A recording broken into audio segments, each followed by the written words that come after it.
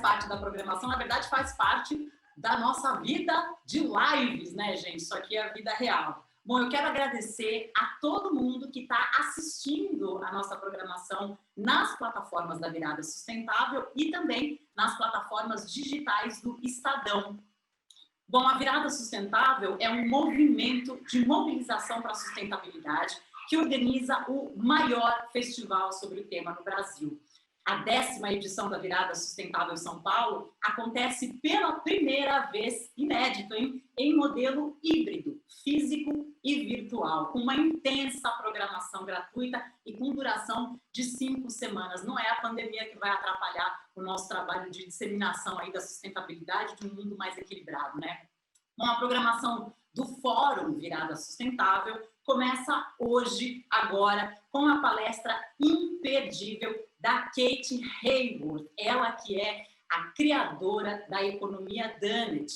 E a nossa programação segue nas próximas semanas discutindo os seguintes temas: economia circular nos dias 21 e 22 de setembro, diversidade e empoderamento no dia 30 de setembro, cidades sustentáveis nos dias 7 e 8 de setembro e meio ambiente no dia 14 de setembro. Então agora a gente vai assistir a um vídeo especial. Se você pudesse recriar o futuro, como ele seria? A Virada Sustentável completa 10 anos e vai ocupar São Paulo de maneira criativa e inovadora. São diversas atrações ao longo de um mês, em um formato seguro, para debater questões cada vez mais urgentes sobre meio ambiente, consumo consciente, diversidade, desigualdade e bem-estar.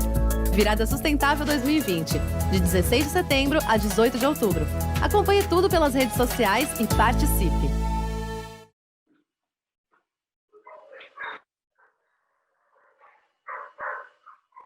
Nossos cachorros seguem latindo aqui. Acompanhar a gente aqui nessa programação, viu? Ó, vocês estão ouvindo? Normal. Bom, pessoal, em um ano como 2020, é essencial, fundamental, a gente pensar no coletivo, né? E é por isso que nós estamos promovendo a campanha Virada Sustentável Solidária, que tem como objetivo apoiar cooperativas de catadores de São Paulo na retomada das suas atividades. As doações, elas vão ser destinadas à compra de EPIs, os equipamentos de proteção individual, e ao investimento em infraestrutura necessários para garantir a segurança dos cooperados. A ação conta com a parceria do SEMPRE, Compromisso Empresarial para Reciclagem, responsável por receber e também por distribuir esses recursos entre as cooperativas indicadas pela Anlurb. Então, olha, por favor, fica de olho aí nesse QR Code que está aparecendo na sua tela e faça a sua doação. Ela é essencial, ela é fundamental para o sucesso dessa campanha. Combinado? Bom, dado esse recado importante, chegou então a tão esperada hora da gente repensar o futuro com a palestra da Kate Raworth, ela que é a criadora da Economia Donut. Essa palestra é oferecida pela Braskem. Em um mundo em transformação, como reinventar nossas ações? Nosso mundo mudou, está mudando, cada vez mais rápido. Vivemos o desafio coletivo de repensar nosso jeito de fazer. Somos convocados a descobrir novas formas de avançar, formas mais coletivas, sustentáveis e circulares. Isso pode ser feito, e é um exercício constante, um exercício do agora que pode transformar nosso futuro.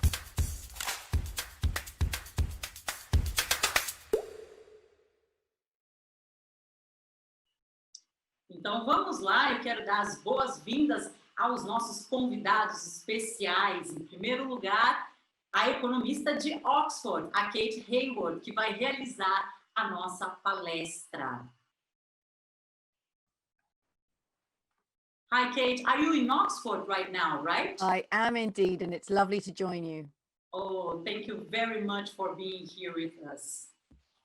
Well, nossos entrevistadores, a Luciana Dinievich, repórter de Economia do Estadão. Bem-vinda, Luciana. Onde estará, Luciana? Vamos ver. Can you hear me, Kate, right? Bom, a gente pode estar tendo um problema técnico que é básico e normal, acontece no momento de transmissão ao vivo, mas eu vou seguindo apresentando, então, os nossos convidados. Como eu disse, a Luciana Dinievich, repórter de economia do Estadão, Ricardo Yang, empresário, presidente do Conselho do Instituto Ethos e Sustentabilista. Bem-vindo também, Ricardo.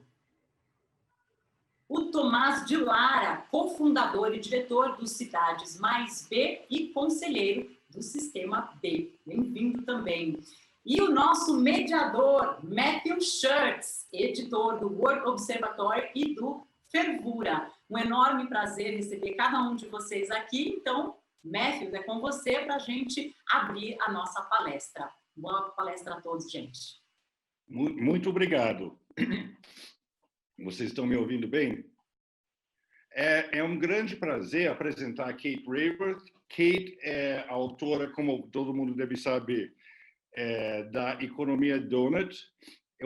Eu a considero pessoalmente, pelo que vale, uma das maiores pensadoras do século XXI.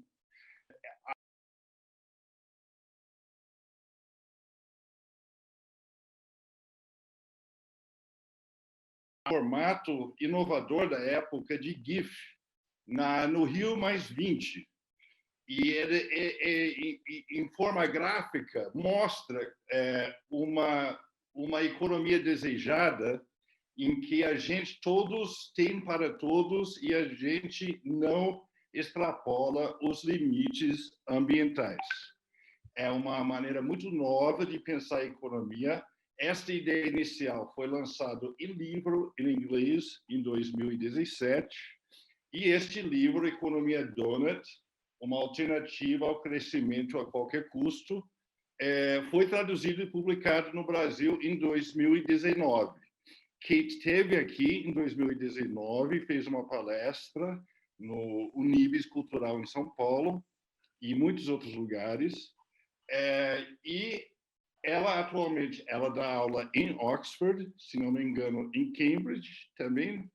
E ela está esta semana que vem, lançando uma coisa que ela vai explicar para a gente o que se chama Action Lab.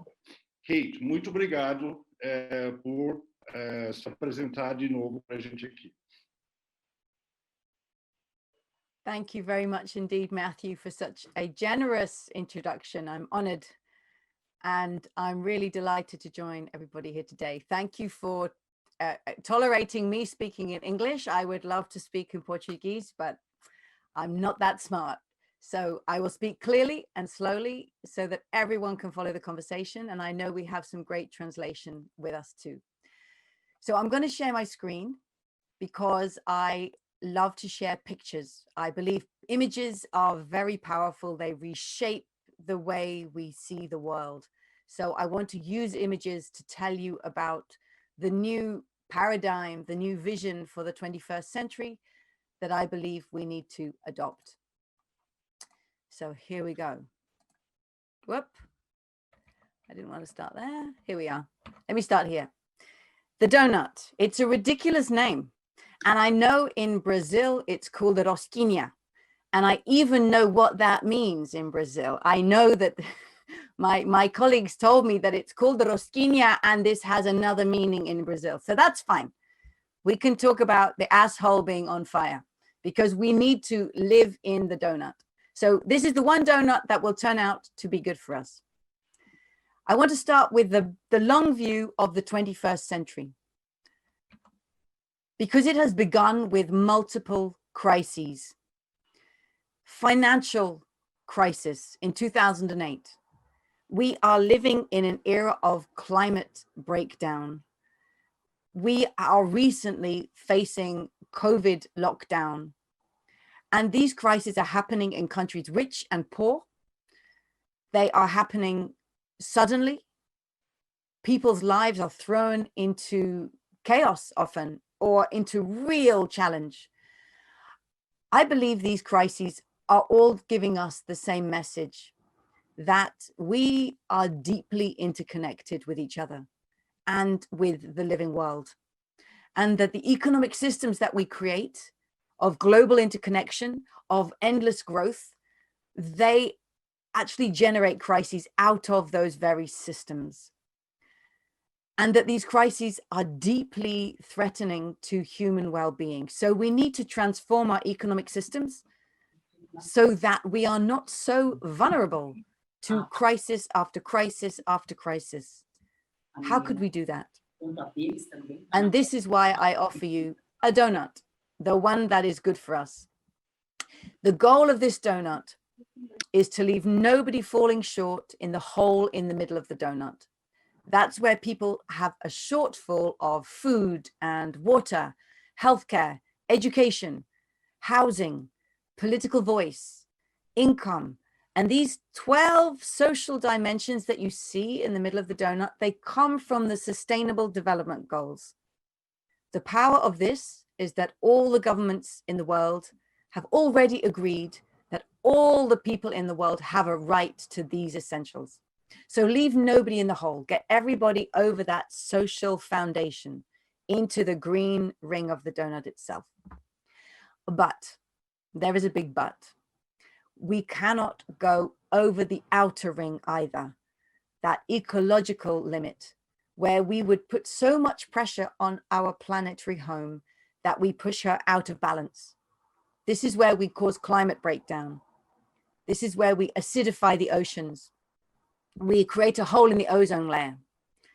And these 9 dimensions around the outside, these are known as the 9 planetary boundaries. They are recognized by Earth's scientists as the life-supporting systems that make this planet the one known habitable, beautiful, delicately balanced planet for life in the universe. So these are truly sacred. So the aim is to leave nobody falling short in the hole, but don't overshoot the outside. Meet the needs of all people within the means of the living planet. So we need to find that balance between the two. Now, if we are seeking this balance, the challenge is that we are very far from balance today. This picture and all of the red shows us that millions or billions of people worldwide are falling short on the essentials of life. 11% of people don't have enough food to eat every day. You can see on every one of those social dimensions that red is the shortfall. We want to get rid of all the red from the picture. So there's no more red. So millions of people falling short worldwide, but already we have overshot at least 4 of these planetary boundaries. On climate change, on biodiversity loss, on land conversion, and on using too much phosphorus and nitrogen in fertilizers. So we need to come back as humanity. We need to come into this circle from both sides at the same time. And to me, this picture that we're looking at is the selfie, like a self-portrait of humanity in these early days of the 21st century. We are the first generation to see this. And so it brings responsibility because we have seen a challenge that no generation before us could see with such clarity, such data. We need to transform our global economies so that they meet the needs of all people while coming back within planetary boundaries, and that has never been done before. This is the global picture. I want to show you at the national level. So here are 3 nations. And this is work done by Leeds University. If you look there in the bottom corner, there's a fantastic website, goodlife.leeds.ac.uk. You can see 150 countries. I've chosen just 3. On the one hand, we have Rwanda in Africa. A lot of shortfall in people's lives, but not overshooting any of the planetary boundaries. So how are they going to eliminate the poverty from people's lives? And they still have some room to use Earth's resources to do so. Go to the other end, Australia. Meeting everybody's needs. This is a very low global threshold that we're using here. So it's quite a low standard. And Australia is meeting that standard for all people. But look how much they are overshooting those biophysical limits. They are overshooting on nitrogen, phosphorus, on carbon emissions, the material use, the ecological impact, and land use. And this shows us not just the resources that are used within Australia. This shows us all the resources that are coming to Australia because of the food, the clothing, the electronics, all the things that they're importing into their country. So Australia needs to come back within planetary boundaries while sustaining a good life for its people. And then let's go to the country that all of you are looking at because it's your own, Brazil, in the middle. Brazil is like South Africa, China, many Latin American countries, Costa Rica, many countries. It's both. It's falling short and it's in overshoot. So falling short on meeting the essentials needs of people, that's on life expectancy, on sanitation, on equality of incomes, and on political voice. But it's already overshooting many of the planetary boundaries. So this is calling for, just like the world, meeting everybody's needs, already coming back within planetary boundaries. How can you do that in Brazil? And of course, these three nations have very different income levels. $3,000 in Rwanda, $55,000 per person in Australia, 17 in Brazil. So three very different countries. Now let me show you 150. These are 150 countries, and the aim is to be in that top left-hand corner where the donut is, because this way you meet the needs of all of the people, but do it coming back within those planetary boundaries. Now we can see that there is no country close, and that the countries are in very different positions, but every country needs to transform its journey towards that sweet spot. Here's Brazil. For me, this picture tells me that every country should now think of itself as a developing country, because I cannot think of a single country in the world that can say, yes, we're developed, we've done it, we've arrived. Even the richest countries in the world need to completely redevelop, rethink what they mean by progress from here, because they have a huge transformation to make, just as the poorest countries in the world, just as the emerging economies like Brazil, China, Russia, Turkey, Mexico. Of course, the challenge is how to do this. I want to bring us down another level from the globe to the nation here. Let's come down to the city. Let's think about how can we transform our cities themselves?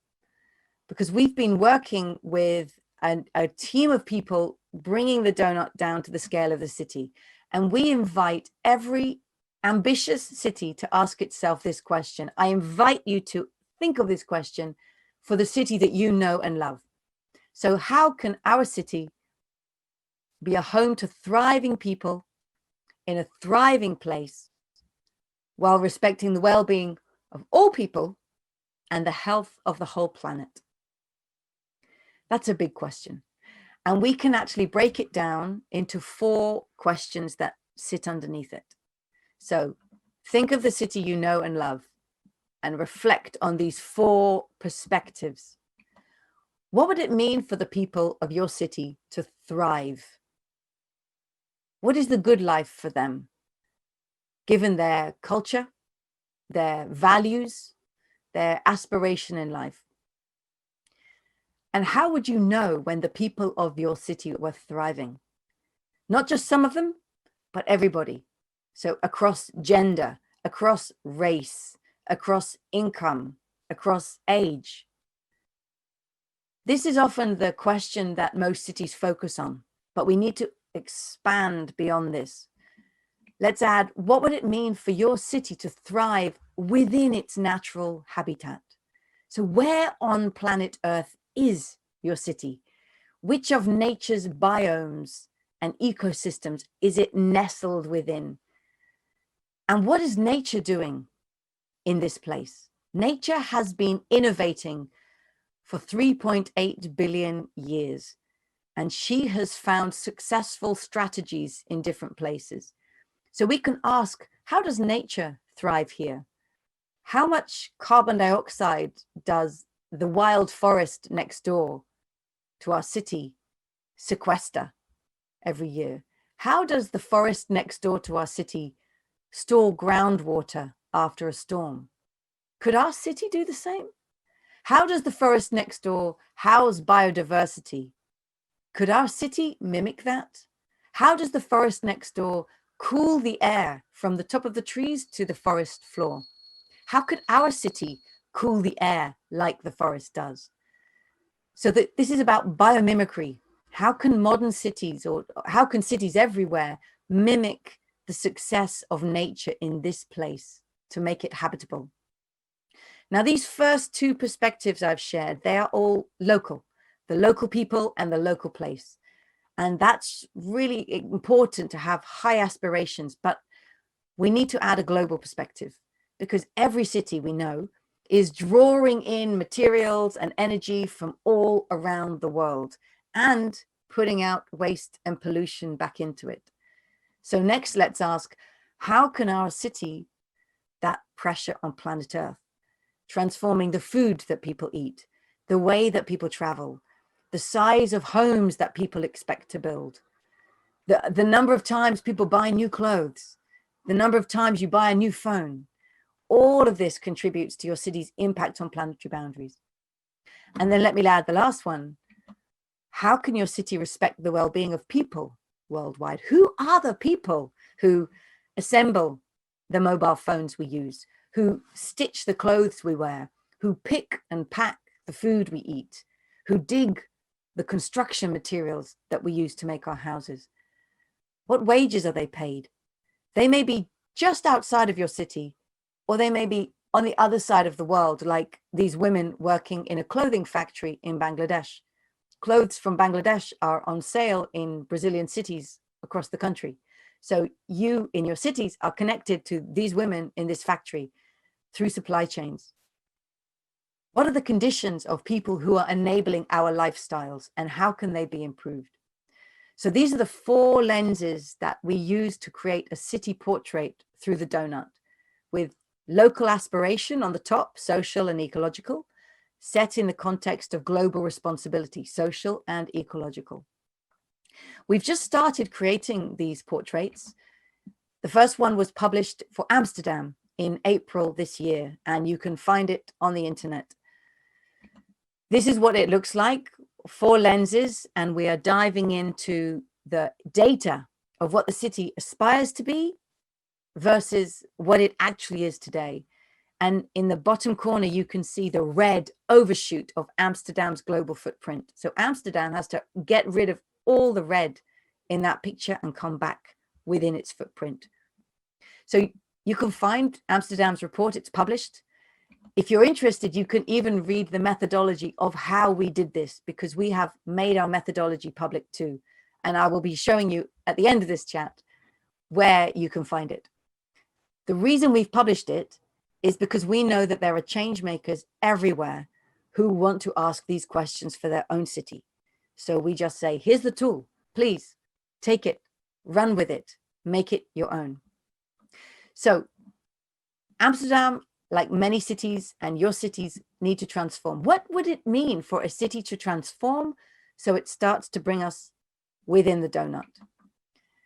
We've had conversations about that in Philadelphia, in Portland, and in Amsterdam, where we have downscaled the donut. These pictures show you city policymakers and community groups working together to look at their city's portrait, to see the interconnections between the local and the global, the social and the ecological, and to start coming up with ideas for how they can make the transformation that needs to happen. So what would that mean? How can we come into the donut at the level of the city? I believe there are 2 dynamics that need to be created. We need to create cities that are distributive by design, and that are regenerative by design. And I'm going to just give some examples of what I mean by both of these. So we can contrast systems in cities and indeed in economies that are centralizing by design. They draw all the resources and capture them for a few. They generate opportunity and economic value into the hands of a 1%. And this is this centralizing picture.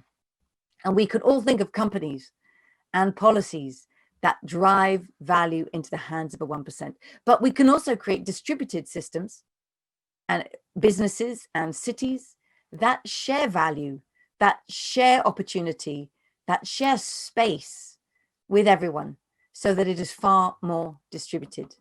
Let me give you some examples of distributive design in a city. So the city of Curitiba is very famous worldwide because of this bus system, right? That the buses are moving fast, they're affordable, they're efficient, they go faster than the car. And as I know from the mayor, Jaime Lerner, I believe many years ago, created a system where if people collect trash, they can swap it for bus tokens. So it becomes accessible by many, many more people. I wish I lived in a country that had a bus system like this one. In my country, the bus sits with all the traffic, and there's no advantage to using public transport that can be electric, that can be low carbon. So this kind of public transport first policy is distributive design. In the city of Vienna, this is public housing. And in fact, over 60% of people live in housing that is owned by the city or by cooperatives. It's completely normal to live in and to rent public housing. And that means the rents are controlled by the city. So you have high quality, affordable housing for all.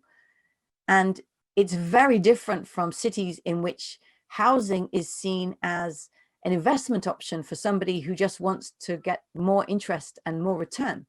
In Vienna, that's not what housing is for. It's seen as a human right. So you have a much more affordable housing for all.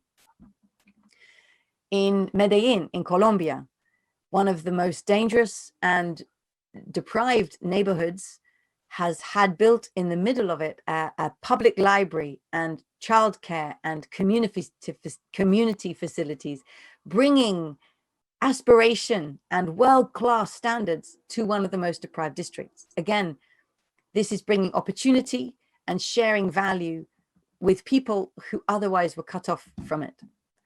And then in Paris, this street here, this used to be a motorway, just cars driving along in the center of the city by the river. They shut it down. This is not COVID, this is permanent. They shut it down and said, let this become a park for the people. And so you're creating shared public spaces, taking cars out, allowing people to come in. And then when people come in, all sorts of cultural creativity happens. And it opens up the commons, that sense of people meeting, connecting, and creating shared value as community. So there's some ideas on distributive design in cities. And I wonder how they connect to the city that you know and love. What about degenerative design? This is a degenerative design. We take Earth's materials, make them into things we want. We use it for a while, often just once. Think of a plastic bottle, and then we throw it away. And this take, make, use, lose is pushing us over planetary boundaries. And this is what it looks like when we take again and again and again from Earth's sources. And this is what it looks like when we throw our waste again and again and again away into the lakes and rivers, the plastic waste and electronic waste in the neighborhood of the world's poorest people. And I really believe that your children and my children will look back at these photographs in 30, 40 years' time and say to us, did you really think that was normal? What were you doing? Because you were destroying our planet and the disrespect for Earth and the disrespect for other people. How could you have thought this was normal? We have to transform this industrial system so that these arrows aren't linear running down, but they are cyclical or circular. And I'm really glad to hear there's going to be a talk on circular economy later in this series, because this is a principle that has to be at the heart of 21st century industry. Separate the biological materials that are alive and the technical materials like plastics and metals and ceramics. Enable nature to regenerate herself. That's what she's been doing for billions of years. But take the technical materials like a smartphone. This should never be thrown away. It should be repaired, refurbished, reused, repurposed, so that the parts can be used again and again and again. We need to mimic nature's circular design. Some examples. In the city of Nairobi, there are huge areas of the community where they have no sanitation services at all. So an enterprise was set up called Sanergy.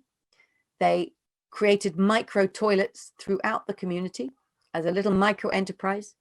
The waste is collected every day. It's turned back into manure and fertilizer, and it's applied to the fields. So it's increasing the fertility of the land around Nairobi. This, at the technical level, they are closing the nutrient loop of phosphorus and nitrogen use. But at the community level, they are creating jobs, bringing health, bringing dignity, creating farming opportunities. So it's a really transformative part of the circular economy, very low tech. In Paris and in many cities around the world, people are realizing that the rooftops of buildings are catching solar energy. So either put solar panels on them or grow food on them, but harvest the energy from the sun, creating urban farms that can supply food to communities right there in the city. And then, of course, solar panels across the world, here in Japan, but on households, on rooftops, on buildings, schools, hospitals, across the world. Let's harvest the solar energy from the sky. And then lastly, an amazing building in Amsterdam, which if you look at it, you can see everything is made from natural materials or materials that have been clipped together. In this building, nothing is glued together. Everything is clipped and bolted so that it can be unclipped and unbolted and used again and again and again. All the materials are designed with the idea that they have a future life and must be reusable. This is a circular building. It's also a very beautiful building to be in, as you can see and feel. So let me pull back. These are just some examples of creating distributive design and regenerative design in cities. And I imagine there are so many more examples that are already happening in cities around Brazil. How can we do this together? Well, I wrote this book, Doughnut Economics, but a book is just words on the page, right? And at some point, ideas want to come into action. And what I want to share with you is that we are just about to launch an organization that invites you to join us and change makers around the world to put these ideas into action. So in just over a week, on the 29th of September, we are launching Doughnut Economics Action Lab. This is a sneak preview that you're getting of our website and our platform. If you join the platform, you will see tools and stories. So we've made many, many tools of how to use the Doughnut in classrooms for teachers, in communities for cities, in business, in government. And we've created tools and we invite you to tell us the tools you would create. We've also created stories of it already being put into action. Stories from Amsterdam, from Portland, from Costa Rica, from Colombia, from the UK, where the Doughnut is already being turned into action. Because what I've learned in this work is that people are most inspired by someone just like themselves. A teacher is inspired by a teacher. A mayor is inspired by a mayor. A community activist is inspired by a community activist. An entrepreneur is inspired by an entrepreneur. So we want to help these people find each other and be inspired by what the other is already doing in bringing humanity into the Doughnut. So I really invite you on the 29th of September to join us, become a member. I'm afraid the platform is just in English at the moment, but if enough of you join, we'll know that we quickly have to get it into Portuguese too, and many other languages. And we really hope this is the beginning of 21st century co-creation. I mean, we don't have time for ideas to belong to somebody or to sit on a shelf and at the back of a long queue. Let's make our ideas open. Let's share these ideas and let change makers pick them up and put them into practice everywhere, because we can't wait to learn what you are doing with these ideas and how you will innovate and adapt and bring them back to this community. So for me, this is the biggest experiment of my life. Can we bring about economic transformation with the donut, with this kind of open collaboration? Join us if you want to help us make that true.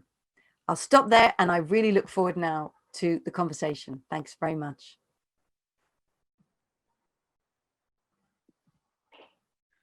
Kate, muito obrigado.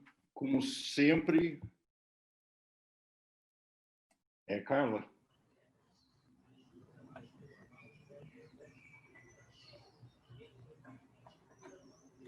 Kate, muito obrigado. Como sempre, uma palestra extremamente inspiradora. Eu vou agora pedir perguntas.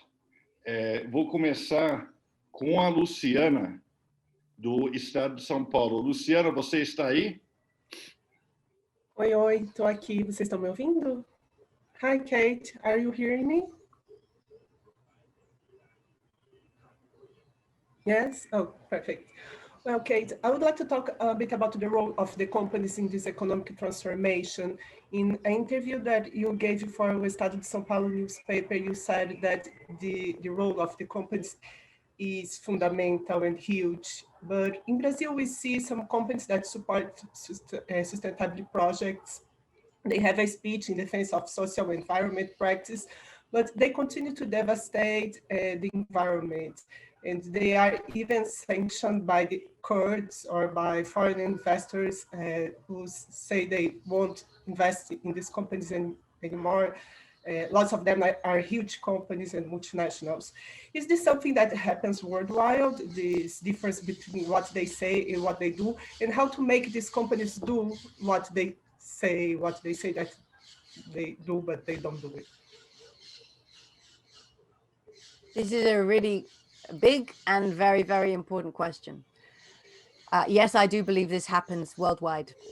The difference between what companies say on the packet, on the advertisement, on their website, and what they actually do at the ground level at the end of global supply chains. And I've spent much of my life working for Oxfam, campaigning to make this visible, to show the reality of the impact on people and on the living world of companies that want us to believe they are sustainable and good. So yes, and the extractive nature of the companies, right? If, as you just said, if you don't do this, we'll leave, we'll pull out our investments. It's I want to extract, or I'm going to go home. I'm going to go away and leave you. It's a very extractivist mentality that we need to transform. So every time a company comes to me and says, "Hey, we make smartphones, or we make glasses, or we make clothes. We want to talk about bringing our business into the donut. So can we make a product that is in the donut?" I always say, look, we can talk about the design of your products. We could talk about whether your product is a regenerative product.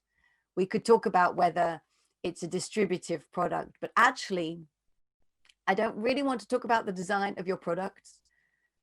I want to talk about the design of your company, because it's the design of your company that most profoundly shapes what you can do and be in the world. And let me show you what I talk to them about. Always, I use this little signboard. Here we are. I hope you can see. So we say, right, let's start off talking about your purpose. Now, maybe you've written your purpose on your website. It sounds really nice. Oh, our purpose is to be green and sustainable and social. Great. But you know what? You have to have a really clear, powerful purpose. That's the easiest thing to do because you can just write it on your website. Now, let's go down deeper. What are your networks? Who are your customers?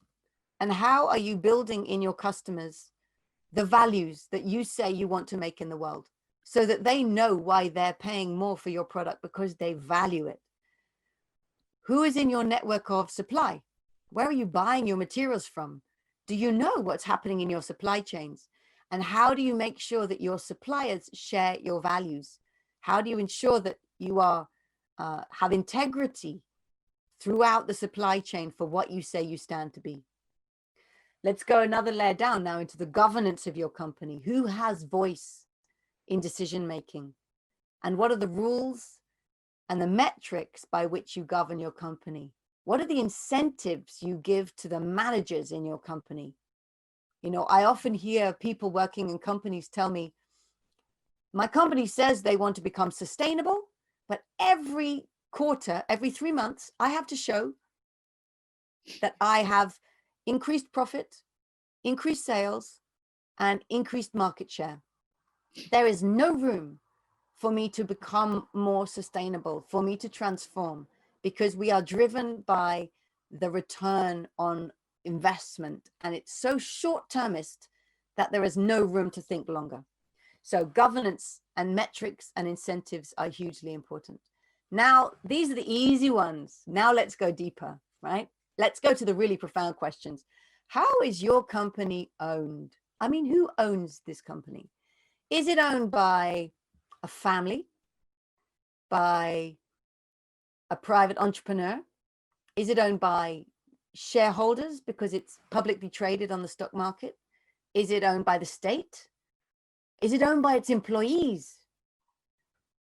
And these different designs have a profound influence on what sits at the bottom of this signboard, the finance that's coming to your company and what that finance demands. Because if your company is owned in a way that the finance is just there saying, I'm only investing in you because I want the highest, fastest return. And if you're not delivering that quarter on quarter on quarter, then I'm selling, I'm out. That's the kind of ownership and finance that drives the situation you were describing. And these foreign investors who are just there to extract return. Other companies, if they're owned in a different way, sometimes by a family with a big vision, sometimes by employees themselves, sometimes by an entrepreneur who is determined to do things differently. They bring finance that says, I'm investing in you because you are bringing about the transformation in the world that we are both committed to. I want to see social transformation. I want to see environmental transformation. I want to see you regenerate this place through this business. And that's why I'm investing. So there's no one answer to what makes a good design, but all 5 of these design traits need to be aligned. And whether we're working as Sistema B or corporate social governance or sustainability officer in a company, all of this matters. And we know that companies cannot just hire a sustainability officer and expect them to sort things out. They need to be in the boardroom talking about the deep design of the company so that it can be part of transformation. Kate, thank you very much. I'd like, you mentioned the Sistema B. I'd like to ask Tomás de Lara to come on board and ask you a question, please. Sure. First of all, Kate, thank you very much for a brilliant talk. It's a great gift for the world you're doing. Thank you very much. I have a question on a city level, and thanks for bringing it, Matthew. Basically, tell us, what does it take to implement a city donut, and what are the first steps and the key people or players to be engaged in a city level? Oh, that's a great question. Thank you. So we believe that the donut is always going to be done best when it's done by the people of the place. So the reason we've published our methodology and we are launching our platform is because we want people in Sao Paulo or in Rio or in London or in Berlin or Kolkata, anywhere, to say, I want to do that here.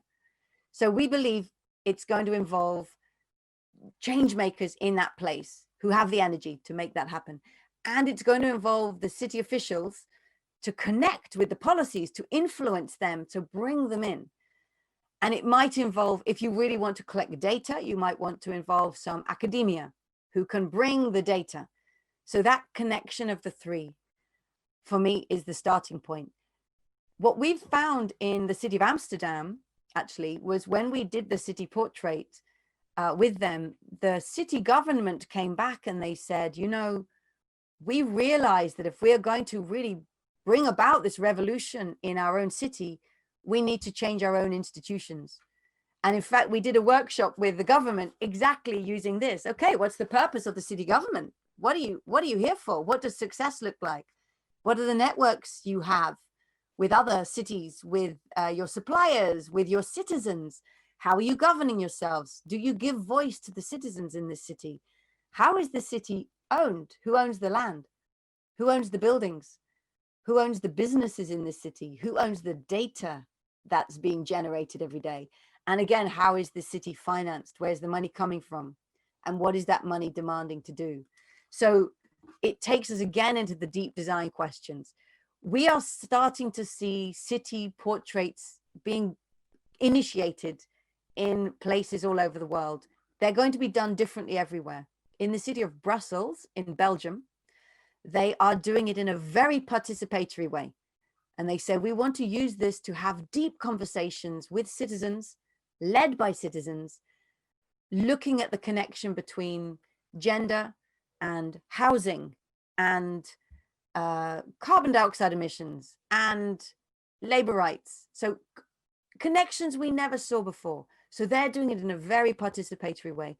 Other cities are going to do it from the data and come up with the metrics. So it can be done in so many ways. The idea is that if you see that it could be useful for your own holistic thinking, please take this tool and make it your own and come back and tell us how you've done it, because I have no doubt other places will be so inspired and will follow and copy what you did. Obrigado, Kate. O Ricardo, você pode fazer uma pergunta, por favor?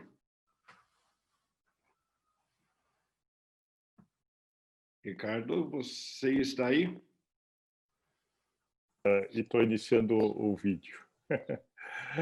Kate, first of all, thank you very much. It was a great talk, very inspirational. The question I will do is, some of your ideas, the Doughnut economy is a great catalyzer. And we can see some of the ideas that are there for 2-3 decades in your Doughnut. We can talk about the contributions of Donella Meadows, Tim Jackson, Jared Diamond, finally the SDGs, and why we're talking about these changes, the limit of growth, the necessity to finish inequality in the world for so many decades, and why it's not happening. And why we should think that the Doughnut theory can bring something new to this. Oh, a great question, Ricardo. So right here, I have 1972 copy of The Limits to Growth, right? This was published when I was 1 year old. And as you just said, this book contains the transformation. It contains the paradigm that I'm talking about, right? There's the donut. The thinking is already in here. So why is this taking so long? So let me start with the good news. What we have done since this. One thing that we now have is the outside of the donut. Wait, I've got it here. We have the outside of the donut, right? In this book, they knew there were limits of pressure on the planet, but they didn't know what they were. They called it pollution, maybe greenhouse gas emissions, maybe carbon dioxide emissions, but pollution would become a problem. But they didn't have the science that we now have, that these are the key earth systems that keep our planet healthy. We know so much more and we can measure it. We're on climate change. We are at 415 parts per million already, concentration. We're way over the planetary boundaries. So the advantage we have this century is we have the metrics, we have the science, we have much more knowledge. That's one thing. Two, I think we have had many, many more shocks. So back in 1972, there were not wildfires in California like we are seeing today. They did not go through the same financial meltdown. There was the oil price shock in 1973, but that was created by countries. That was a choice some countries made. But the shocks that we're experiencing now, financial crisis, climate change, COVID, these are generated by this system. And I think they are generated by a system that tries to pursue endless growth. So those are things that have changed. Now, let's be honest, and a lot of things have stayed the same. And I can be pessimistic and say, this has been known for decades. We're just bringing the same information again and again. In fact, I love a quote from André Gide, who said, everything that needs to be known is already known. But since nobody was listening, it has to be said again. And sometimes I think that's what I'm doing. It was already here. I'm just saying it again. But is there something happening now? We have the digital tools. We can connect like this on this conversation. We as Doughnut Economics Action Lab next week can launch a platform that everybody in this conversation and worldwide can tap into and start using these tools. We know that change makers are springing up everywhere. So I can't say I'm an optimist. I don't say, oh, it's going to be fine. No, it's really not going to be fine. We have to be activists. We have to lean in and make it happen. And we have tools and knowledge and understanding of the price we pay if we don't make it happen. That means that our generational responsibility is to make these people know that their work was worth it, and we built on it and we took it a step further, and let us be the ones who transform this system and come up with new visions and new possibilities. So I'm an activist. I'm not a pessimist or an optimist. I'm an activist. And this for me is the life work. Thank you. Thank you very much. Kate, can we stay on for another 10 minutes? Sure. Okay, thank you very much. Luciana, your turn. Yes, Kate, I understand that there are more shocks nowadays than 30 years ago, and you said that you are an optimist, but and I know that we are living a moment with strong social movements such as Black Lives Matter or Extinction Rebellion, but we also experiencing a period in which many populist and nationalist presidents are in power, presidents that are not very famous for the environment or sustainable policies. We saw the United States leaving the Paris Agreement. Brazil also doesn't show signs of commitment with this agreement. So why with this scenario, is it possible to believe that the world will move towards a Doughnut economy? So yeah, that we can definitely look around the world and look at leaders. I was going to say in Brazil, in the United States, certainly in the UK. I am not at all in favor of or proud of the leadership of the government of my country right now. So we can lose hope. Yeah, we could lose hope because the leaders, these populist leaders, often tap into a very simple message, right? I show you the donut and the complexity of that. And so Donald Trump just says, build that wall, because sometimes people feel overwhelmed by complexity and it's much easier to go with a very simple message. One thing that fascinates me, if I think of countries that did not handle the COVID crisis well, like when a real crisis happens, you cannot deal with it with words.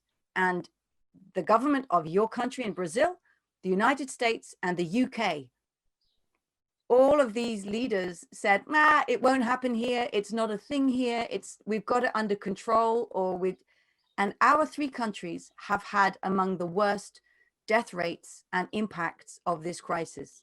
So first of all, I hope that people notice that populist leaders cannot bring down the infection rate of COVID-19 with words.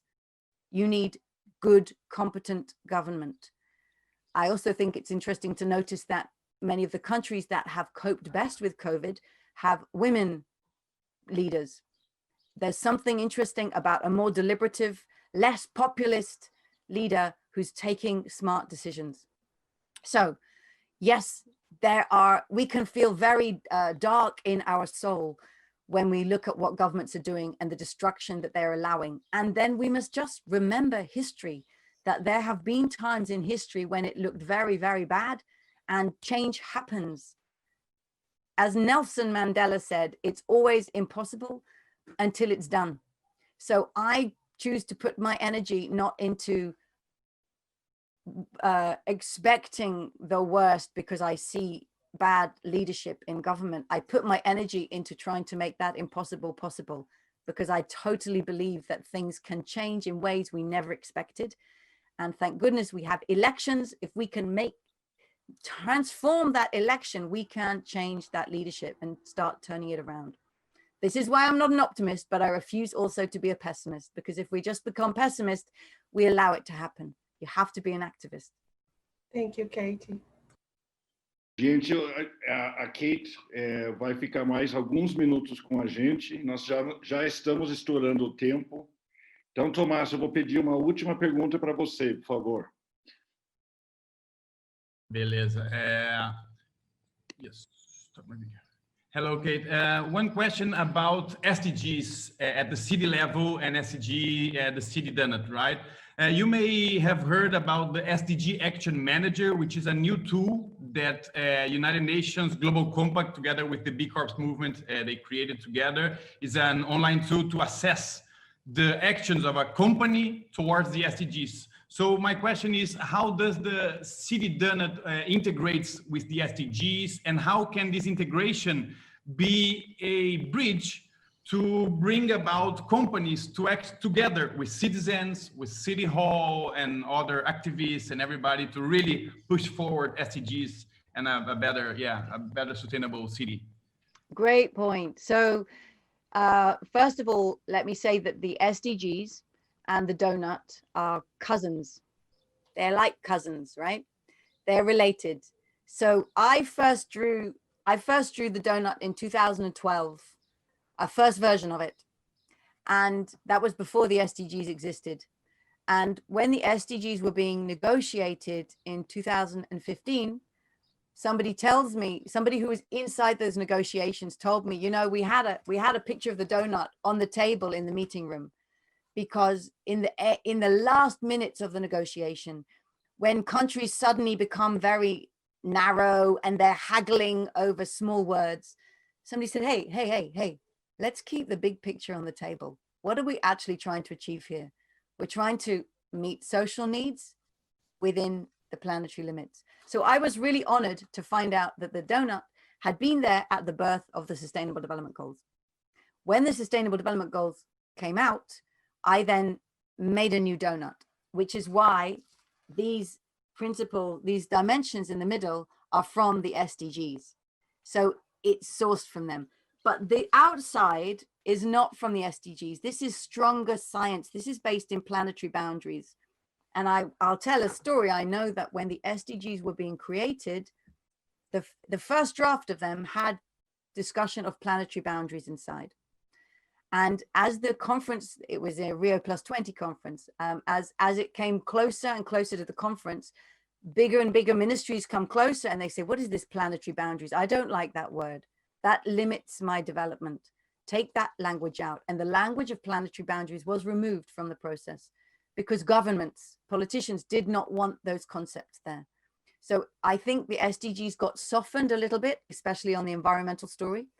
The donut does not allow that. The donut holds you to planetary boundaries. So I could say it's a tougher standard, and it holds everything in one shape. But let me come back and say they're connected. And some people like to dance to classical music, and some people like to dance to Jimi Hendrix. But as long as everybody's dancing, that's okay. Now, some people want to do the SDGs. Fantastic. If you commit to doing the SDGs in your city or in your company, you will be transforming and you will go on that journey. And a lot of people say, you know what, I'm not that excited about the SDGs, but I really want to do the donut. Fine, then let's do the donut. If you do the donut, you are definitely doing the SDGs. So I see them as cousin concepts. I'm going to add one last point. Inside the SDGs, just when they were getting created, at the same time that the government said, please remove the mention of planetary boundaries, I don't like the sound of that, they also added in a target on growth. So under SDG 8, this target for growth. Now, I know the reason it was added in was because lower income countries were worried, very understandably, that if we say we have to limit our use of Earth's resources, that they would never have that right. So putting in economic growth in the SDGs was like recognizing the right to development. And I absolutely believe that low income countries need to grow and develop in order to meet people's needs. What I hear when I go to some of the richest cities in the world that are doing the SDGs, they say, one of the SDG goals is economic growth. So we must have economic growth. And they take it in the richest countries in the world that are richer than any country has ever been before.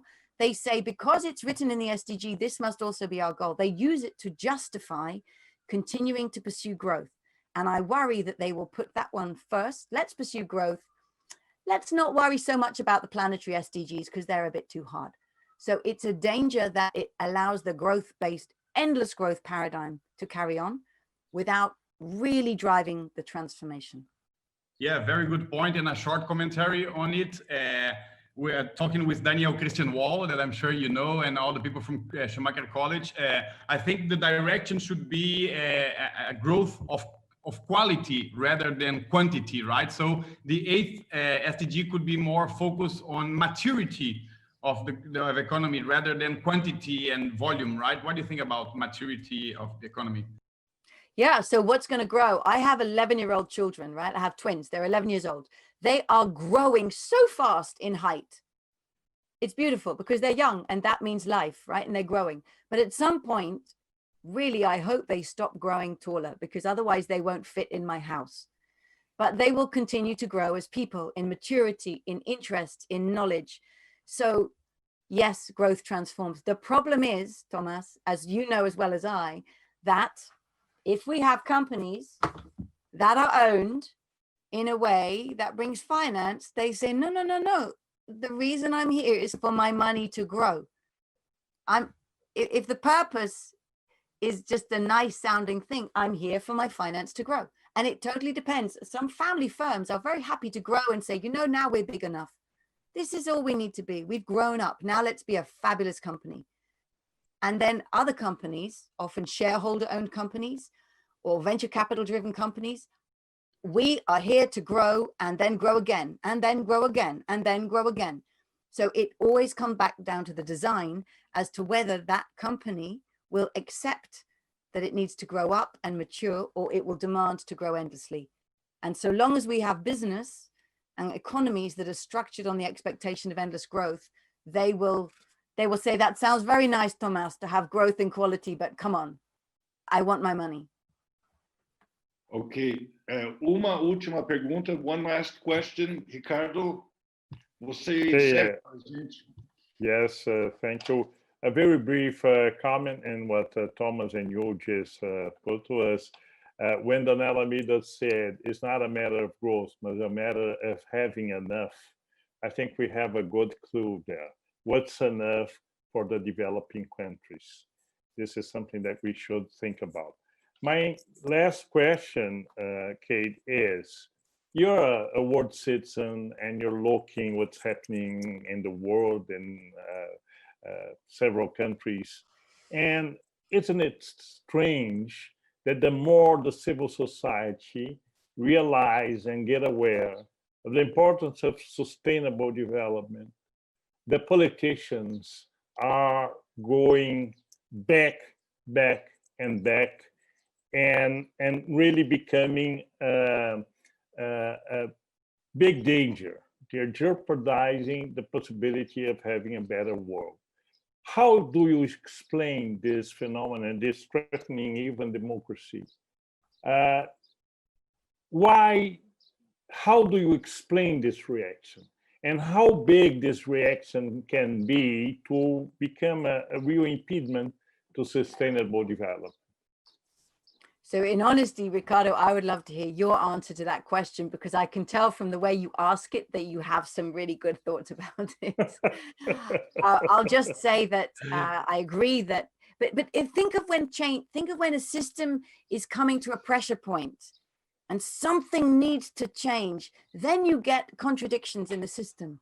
Like if we are like Donella Meadows and we're systems thinkers, she'd say, yeah, when a system is close to that pressure point, it's going to make a shift.